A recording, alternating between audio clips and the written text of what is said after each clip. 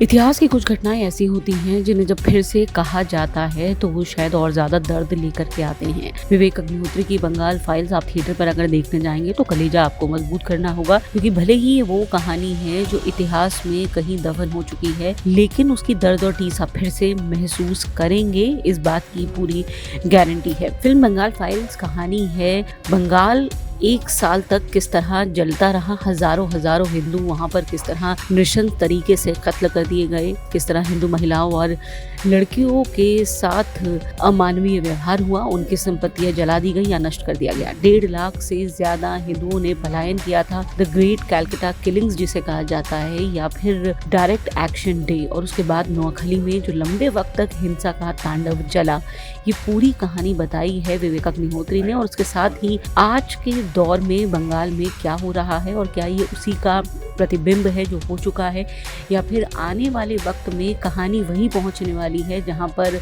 आज़ादी के तकरीबन 80 साल पहले थी, ये आपको दिखाई देगा। और शायद यही वजह है कि फिल्म पर तमाम सवाल उठ रहे हैं या फिर विवादों के घेरे में है। स्टारकास्ट कमाल की है। अनुपम खेर महात्मा गांधी के रोल में, या फिर एक पागल IPS के तौर पर मिथुन चक्रवर्ती, दिव्येंदु भट्टाचार्य, राजेश खेड़ा, पल्लवी जोशी, मोहन कपूर, सिमरत कौर, गोविंद नामदेव, पुनीत सर, प्रियांशु चटर्जी, सौरभ दास, नामाशी चक्रवर्ती, दर्शन कुमार, तमाम लोगों ने शानदार अभिनय किया है। एक बात तो यह है कि ये फिल्म देख करके आप ये कह सकते हैं कि विवेक अग्निहोत्री की रिसर्च जो है वो हमेशा शानदार रहती है, और यही वजह है कि तमाम विवादों के बाद आखिरकार इस फिल्म को सर्टिफाई किया गया और ये फिल्म थिएटर्स में रिलीज हुई। बंगाल में इसे रिलीज नहीं होने दिया जा रहा है। ऐसे में मेकर्स का ये कहना है कि क्या वहाँ की मौजूदा सरकार को ये लग रहा है कि वो कुछ ऐसा कर रही है कि इस फिल्म के रिलीज वहाँ पर किए जाने से उनकी किसी भूमिका पर सवाल हो सकता है, और अगर ऐसा नहीं है तो इस फिल्म को बंगाल में ज़रूर रिलीज़ होना चाहिए। और वैसे भी ये फिल्म देख करके हम ये बात कह सकते हैं कि इस फिल्म में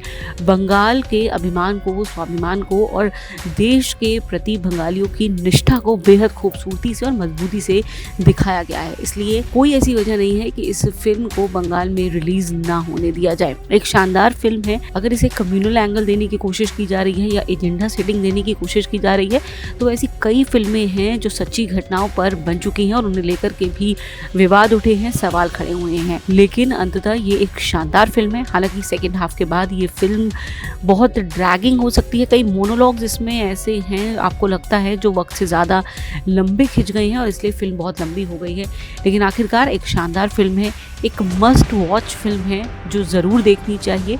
हम इसे देते हैं 5 में से 3.5 स्टार्स। जैसे कि मैं सो रहा हूँ तो पिताजी को जगाना है मुझे, तो वो डायरेक्ट उठाने के बजाय, और हिंसा की परंपरा मेरे यहाँ नहीं थी सौभाग्य से, तो वो क्या करते थे कि उस कमरे में आ जाएंगे या बाहर से गुजरेंगे और चौपाई बोलेंगे, प्रात काल उठ गए रघुनाथा मात पिता गुरु नावई माता। कभी कभी मैं गुस्से में उठ करके अरे पापा, चरण स्पर्श किया और सो गया। मैंने कहा अब मत उठाना।